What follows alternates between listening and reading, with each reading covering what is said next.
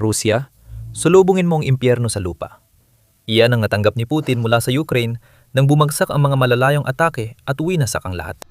Mula Donetsk hanggang Dagestan, nagpadala ng mensahe ang Ukraine. Kaya naming tamaan ang anumang ari-arian ng Rusya saan man. Walang ligtas. Lahat ay pwedeng wasakin.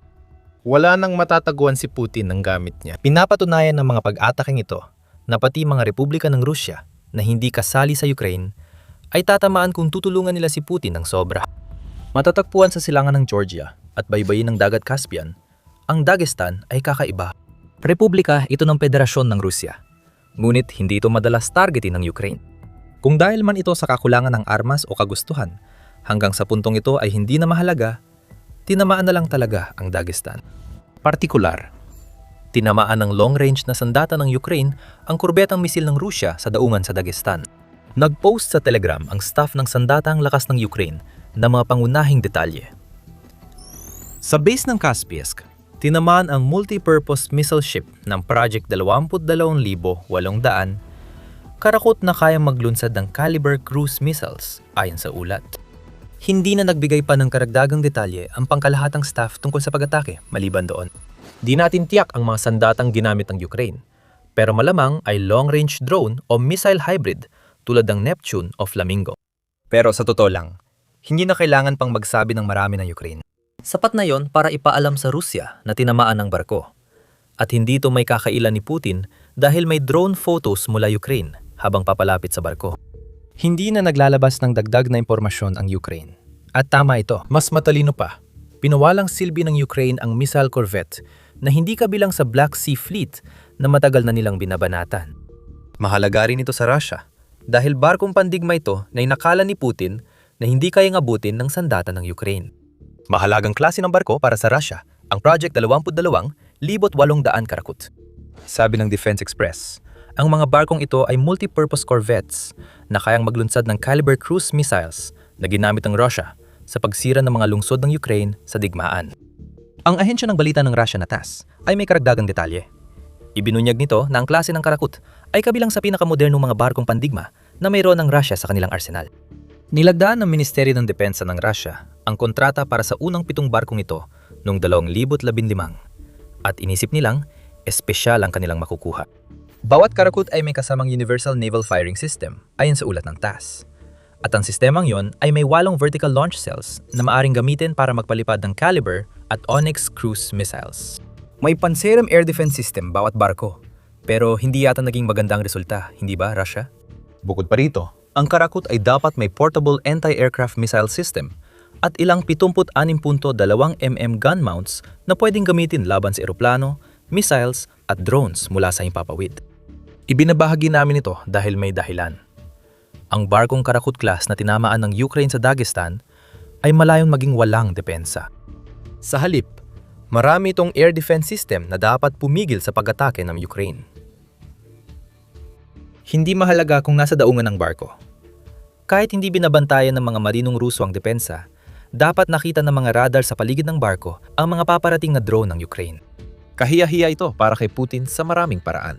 Nagawang makalampas ng mga drone ng Ukraine sa kanilang mga hangganan at makarating pa sa rehiyon ng dagat Caspian upang maabot ang Dagestan. Dapat sana'y nahinto na sila noon pa, nulit hindi yun nangyari. Dapat na-detect na ng radar system ng Russia ang mga drone bago pa ito lumapit sa barko. Pero muli silang nabigo. Lalo pang nadagdagan ng kabiguan nang walang natamaan ang air defense system ng missile corvette ng Russia kung gumana man ito. Hindi dapat ito nangyari, pero nangyari. At nagdulot ito ng epekto sa Russia na higit pa sa simpleng pag-atake ng Ukraine gamit ang drone sa barko. Iniulat ng Ukraine ng pinsalang natamo ng barko ay patuloy pang nililinaw.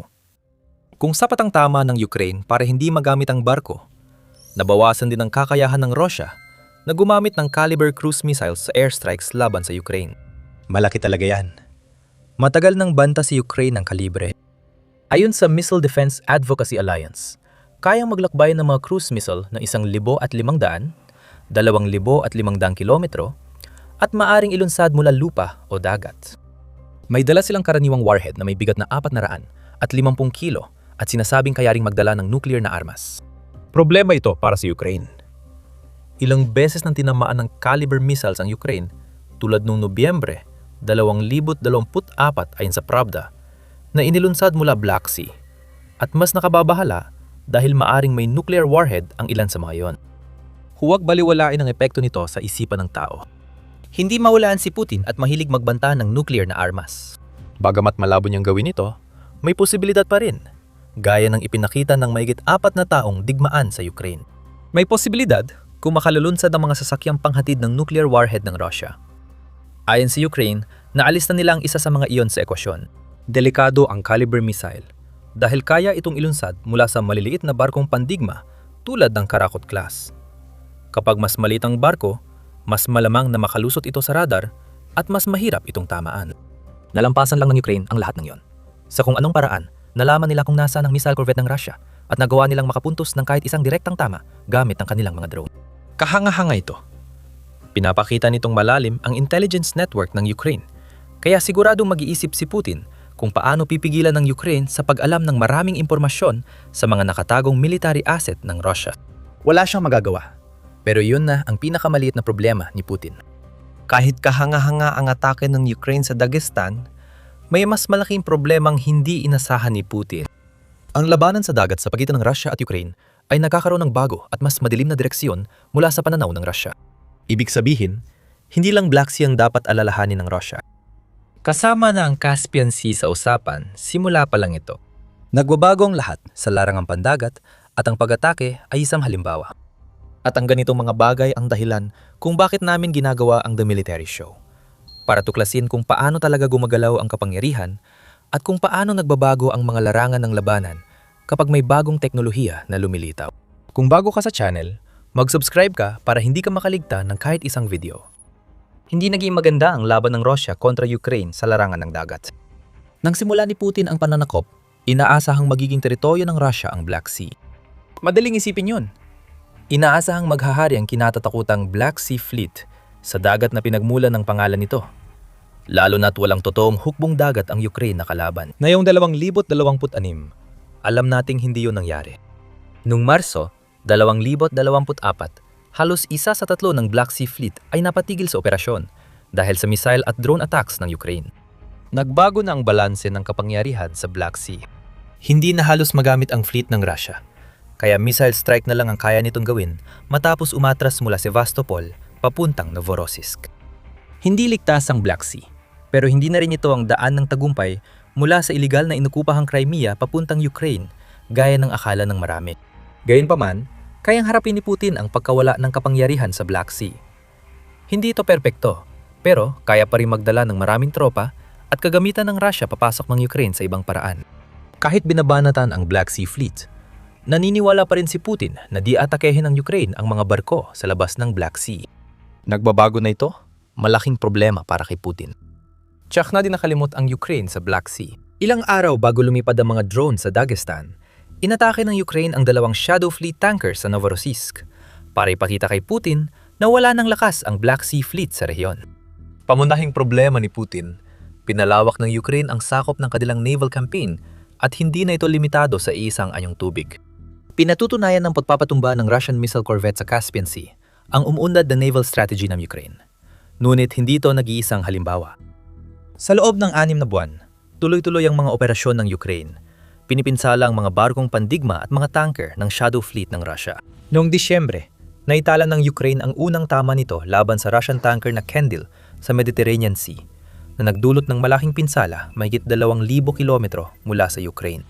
Noong Marso, inakusahan ng Russia ang Ukraine na pinalubog ng kanilang drone ang isang LNG tanker sa Mediterranean. Tinamaan ang Arctic Metagas sa pagitan ng Libya at Malta. May usap-usapan na natayong Ukraine ng ilang base sa Libya para kontrahin ang paggamit ni Putin sa Mediterranean bilang ligtas na ruta ng kanyang shadow ship. Noong Mayo, 3 isang Karakurt-class missile ship ng Russia, patrol boat at Shadow Fleet tanker ang tinamaan ng airstrike ng Ukraine sa Primorsk Port, Leningrad. Isa itong daungan sa Baltic Sea, kaya kitang lumalawak ang operasyon ng Ukraine sa silangan at kanluran. Karaniwan na nating pinag-uusapan ang pagpapatumba ng Ukraine sa mga barko. Pero di rin namin inasahan na mag-uulat kami ng ganito tungkol sa mga sasakyang pandagat sa labas ng Black Sea. Hindi rin ito inasahan ni Putin at siguradong hindi pa rin niya matanggap ang katotohanan na naging makapangyarihang bansa na ang Ukraine Pagdating sa long-range na pag-atake na kayang tamahan ng mga barkong Ruso kahit saan sa loob ng 2,000 kilometro at minsan ay mas malayo pa mula sa mismong labanan ng digmaang siya ang nagsimula. Wala nang ligtas na barko sa Russia ngayon. Wala pa mang drone ang Ukraine na kayang umatake sa barko. Nagtatayo na ito ng mga base sa malalayong bansa para mapaikli ang distansyang kailangang baybayin ng mga drone nito. Saksi tayo ngayon sa mabilis na pag-isbong ng malayong kampanya ng Ukraine kung saan ang dati nilang kakulangan sa deep strike drone ay napalitan ng kakayahang makipagsabayan sa Russia. Naabot na ang pagkakapantay. Ngayon, ang Ukraine na ang nangguna. Pero bago natin ito talakay ng mas malalim, hindi mo naman siguro inisip na tumigil ng Ukraine matapos pabagsakin ng isang missile corvette sa Dagestan, di ba? Marami pang inihanda ang Ukraine. Naging karaniwan na sa malalayuang pag-atake nito ang pagtama sa maraming target sa isang gabi. Nahati ang focus ng Ukraine sa Dagestan at kitnang bahagi ng mga nasakop na teritoryo. Sa Luhansk, bahagi ng Donbas, at halos naagaw na ng Russia mula sa Ukraine, nagliparan ng mga drone. Tinama ng mga piloto ng Ukraine ang command post ng Russia sa Soznivka na mapapahina sa kakayahan ni Putin na itulak ang mga tropa mula Luhansk at mas paloob sa Donbas. Magpapatuloy pa rin ang mga pag-atake kahit na napatumba na ang command post na yon. Walang pakialam si Putin sa mga sundalong pinapadala niya sa kamatayan. Pero magulo at hindi organisado ang mga atake, kaya madali silang matalo sa mga lugar na maraming drone ng Ukraine. Sa Luhansk, winasak ng Ukraine ang imbakan ng bala sa Kalmakivka at pasilidad sa Smolyaninovo. Hindi natin alam ang laman ng pasilidad na yon, pero malamang mga supply yon para sa lohistika at supply ng Rusya sa harapan. Malamang ng imbakan ng bala ay may lamang mga artillery shell na ginagamit ng Rusya para bombahin ang mga posisyon ng Ukraine bilang bahagi ng kanilang mga pag-atake. Magandang balita ito para sa mga tauhan ni Putin sa Luhansk. Wasak na ang command post at wala na silang bala o supply para makaganti sa Ukraine. Sa tingin namin, diretso na lang silang papasok sa kill zone. Alam na natin ang magiging resulta nun. Kasunod ng serya ng pag-atake sa Donbas, tinarget din ng Ukraine ang Donetsk. Malapit sa Yasna, winasak ng mga medium-range drone ng Ukraine ang command and control point na ginagamit ng mga drone operator ng Russia. Nakakatuwang irony ito. Ang pagsira sa drone command post gamit ang mismong uri ng sandatang kontrolado ng mga tao roon ay isang paghihiganting atake na tiyak susuportahan ng lahat sa Ukraine. At para masigurado, nagsagawa rin ng Ukraine ng pag-atake laban sa kumpon ng mga tauhan ng Russia sa lugar ng Dasova sa Donetsk, pati na rin sa rehiyon ng Zaporizhia. Kahit papaano, may natira pang mga sundalo sa Luhansk para sa kanilang mga pag-atake. Sa Donbas, napapatay na agad ang mga sundalo bago pa makalapit sa front lines. Masakit na ang puwitan ni Putin matapos tamaan ng missile corvette at mapuno ng drone ng Ukraine ang mga sinakop na teritoryo. Sumisimbolo ito sa bagong paraan ng Ukraine sa malayang opensiba na ipinatupad noong 2026 na labis na nakapinsala sa Russia. Matagal na ginagawa ng Ukraine ang malalayong pag-atake gamit ang drone at missile laban sa Russia at mga sinakop nitong teritoryo. Ang pag-abot hanggang Dagestan at mga lugar tulad ng karagatang Mediteraneo ay isa sa mga bagong aspeto na idinagdag ng Ukraine sa kanilang mga operasyon. Pinapalala pa ito ng dami ng mga pag-ataking dati hanggang 2026, Russia lang ang tila kayang ilunsad. Pinalalawak ng Ukraine ang operasyon sa iba't ibang larangan. Mas malaki na ngayon ang kanilang mga sandatang pangmalayuan at hindi na ganong umaasa sa teknolohiya mula sa kanluran higit pa kaysa dati. Huwag ninyo kaming maintindihan ng mali. Patuloy pa ring tumatanggap at masayang ginagamit ng Ukraine ang Storm Shadow at Atakams kapag may pagkakataon. Ngunit ang bagong henerasyon ng mga drone na panggit ng distansya ang ginagawang posible ang mga pag-ataking tulad ng nakita natin sa Donbas. Ang pinalakas na produksyon ng mga drone at misil ay nangangahulugan na ngayon ay kayang palawakin ng Ukraine ang saklaw nito, lalo na sa kanilang kampanyang pandagat sa mga lugar na lampas pa sa inaakala ng kahit sino na posible. Ayon kay David Kirichenko ng Forbes, posibleng matukoy ng lumalawak na kakayahan ng Ukraine ang susunod na yugto ng digmaan habang sumusulong pa ang taong 2026 at mahirap itong kontrahin. Sinabi niyang, ang Flamingo drone missile hybrid ng Ukraine ay tumama na sa maraming target ng eksakto sa layong 1,400 kilometro noong Marso at patuloy pang lumalalim mula noon. Ang dati maliliit at mahihinang drone sa long-range na pag-atake ay napalitan na ng mas malalaki at mas mabibigat na drone na may dalang daan-daang kilo ng pampasabog sa kanilang target. Nalaman yun ng barkong pandigma ng Rusya sa Dagestan sa masakit na paraan. At ang pagtaas ng Ukraine sa kanilang long-range na estratehiya ay nagpapakita sa atin na tinitingnan ng bansa ang mga precision strikes sa malapit at malayong likuran bilang pinakamahalagang aspeto ng digmaan. Kaya naman nakikita natin ang ganitong uri ng tuloy-tuloy na kampanya na nagreresulta sa paggawa ng Ukraine ng mga bagay tulad ng pagsira ng barkong pandigma sa Dagestan habang tinatamaan din ang mga target sa sarili nitong mga okupadong teritoryo. Tamaan mo ang Russia ng madalas at malakas at magsisimula ng lumitaw ang mga bitak. Kita na ngayon ang mga gantimpalang militar at psikolohikal. Sa kaso ng huli, sobrang natakot si Putin sa mga drone ng Ukraine at sa potensyal ng mga ito. Kaya binawasan niya ang parada ng tagumpay ng Russia noong Mayo 9. Kaya ang bersyon na ginanap sa Red Square ng Moscow ay walang kasamang kagamitang militar. Nakiusap si Putin para sa tigil putukan na nagpapakita ng pagkilala sa kakayahan ng Ukraine na tamaan halos lahat ng target sa loob ng Russia at marami ring target sa labas ng Russia kapag gugustuhin ng Ukraine. Sa huli, binigyan ni Pangulong Volodymyr Zelensky ng Ukraine ng matinding insulto si Putin sa pagsabing papayagan ng kanyang munting binawasang parada. Panibagong kahihiyan para sa humihinang leader ng Russia. Ngayon, ang mga numero na ang nagsasabi ng tunay na kalagayan pagdating sa mga long-range na drone. Mula noong Agosto 2024 na lampasan na ng Ukraine ang Russia sa long-range drone strikes mula sa dating pagkakalamang ng Russia. Noong Agosto, nagpalipad ang Ukraine ng 1,000 drone laban sa mga target militar. Pagsapit ng Hulyo, 2025 umakyat na sa 3,000 ang bilang. 3 beses na mas marami kaysa sa mga isinagawang strike halos isang taon nang nakalipas. Ngunit malayo pa rin ito sa dami ng drone attacks na isinagawa ng Russia. Pagdating ng Marso, 2026 Ukraine nang biglang nangguna. Iniulat ng Russia na nakapagpabagsak sila ng 7,347 drones noong Marso, habang sinabi ng Ukraine na hinarap nila ang 6,462 Russian drones sa parehong panahon. Malaking pagbabago ito at patunay na mas malaki, mas mahusay, at malakas na ngayon ang malayong kampanya ng Ukraine. Ngayon, umabot hanggang Dagestan at Donetsk ang mga drone ng Ukraine. At hindi lang basta lumilipad sila, tinatamaan pa nila ang kanilang mga targets. Takot si Putin sa ibig sabihin yon na pinatunayan ng parada ng tagumpay noong Mayo 9.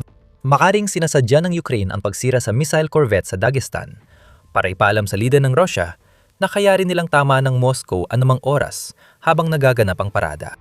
Gusto ba ni Putin ang tigil putukan niya? Sige, pwede siyang mawala ng barkong pandigma at harapin ang pagbubomba sa sinakop na rehiyon bilang kapalit. Nabuo ng Ukraine ang pinakamahusay na garantiya sa seguridad na maaari nitong magkaroon. May ginawa silang nakakagulat sa Dagestan at habang nasusunog ang isa pang barko niya, nagluksa si Putin na kayanan ng Ukraine tamaan ng anumang mahalaga sa Russia saan man. Walang awa mula Ukraine. Marami pang drone ang ipapadala hanggang maintindihan ni Putin ang mensahe. Dahil sa pinaunlad nitong estratehiya sa malayo ang pag-atake, napipilit ang mawalan ng kontrol si Putin sa ilegal na inangking Crimean Peninsula. Panibagong bugso ng pag-atake na sumira sa mga radar site at mga base ng missile na Iskander ang muling nagbago sa labanan sa Crimea. Hindi na kailangan ng paglusob sa lupa para mapalaya ang Crimea. Alamin kung bakit sa aming video. Kung nagustuhan mo ang video, mag-subscribe sa The Military Show para sa iba pa naming ulat kung paano tinatamaan ng Ukraine ang likuran ng Russia. Salamat sa panonood.